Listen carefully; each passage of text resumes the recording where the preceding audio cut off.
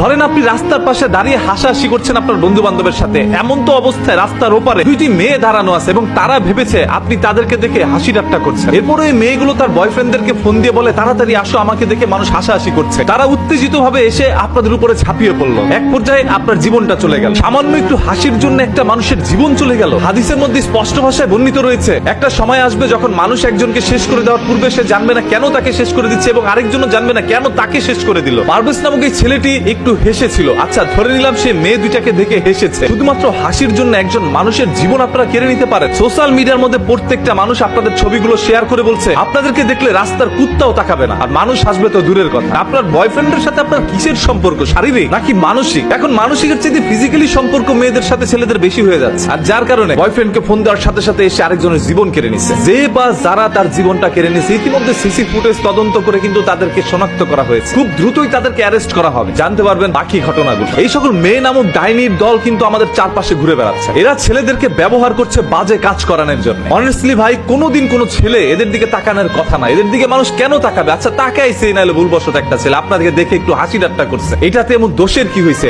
আপনি যে গাড়ির পিছে বসে বয়ফ্রেন্ডের সাথে মনে করেন কাম সেরে দিয়েছেন, সিপাসাপিতে গিয়ে যৌবন জ্বালা মিটাই ফেলছেন। আচ্ছা এই যে আপনাকে নিয়ে এই ধরনের কথাগুলো বলছি, আপনি হয়তো বা ভিডিওটা দেখবেন, আপনার কি লজ্জা লাগে নাই? এখন তো আবার আপনার বয়ফ্রেন্ডকে পাঠাবেন আমাকে দুনিয়া থেকে শেষ করে দেওয়ার জন্য। পারভেজ যদি হেসে জীবন দিতে পারে, আমরা সত্য প্রকাশ করে তারপর জীবন দিব। তবে মনে রাখবেন, এই পৃথিবীতে পারভেজ একা নয়, আমরা সবাই একত্রে রয়েছে। সোশ্যাল মিডিয়া এটা নিয়ে যেভাবে পোস্ট করে প্রতিবাদ করা হচ্ছে, সেইভাবে অফলাইনে এটা নিয়ে প্রতিবাদ করা হবে। সেই সকল মানুষ বেশি হাইনার দলগুলোকে আর রেহাই দেওয়া যাবে না, এরা মানুষ হইতে পারে না। বিশ্ববিদ্যালয়ের মধ্যে পড়াশোনা করে বয়ফ্রেন্ড জ্বালায় গেছে ভাই। এই যে এদেরকে যারা বিয়ে করতে চাচ্ছেন, জামাইর আর কোনো কাজ নাই, সব কাজ ওই বয়ফ্রেন্ড করে দিচ্ছে। বাংলা ভাষা বুঝতে পারছেন? বয়ফ্রেন্ডকে ধরে রিমান্ডে নেন, কতবার কোন জায়গায় কিভাবে করছে সবকিছু বেরিয়ে আসবে। যদি বয়ফ্রেন্ডের সাথে ওই সকল আদান প্রদান সম্পর্ক নাই থাকতো, শুধুমাত্র একজন বান্ধবীর জন্য এসে একটা ছেলের জীবন নিয়ে নিত না। জীবন নেওয়া কতটা সস্তা হয়ে গেছে তাদের কাছে। অপরাধী যেই হোক না কেন, আমরা তার সাজা প্রকাশ্যে কঠিন থেকে কঠিন ভাবে চাই, যাতে করে বাংলার মাটিতে এরকম কোন পারভেজের জীবন না যায়। আপনাদের প্রত্যেকের কাছে একটা বিনীত রিকোয়েস্ট ভাই, ভিডিওটা শেয়ার করে দেন। আপনার না বলতে পারা কথাগুলো আমি আমার কণ্ঠস্বরের মাধ্যমে সবার কাছে পৌঁছে দিলাম। অনেকে তো মনে মনে প্রতিবাদ করেন যে আমি যদি এখন প্রতিবাদ করতে যাই, পারভেজের মতো করে যদি তারা এসে আমার উপর ঝাঁপিয়ে পড়ে আমার জীবনটাও নিয়ে নেয়, আমি আমার জীবন নিয়ে পরোয়া করি। শুরু থেকে এই পর্যন্ত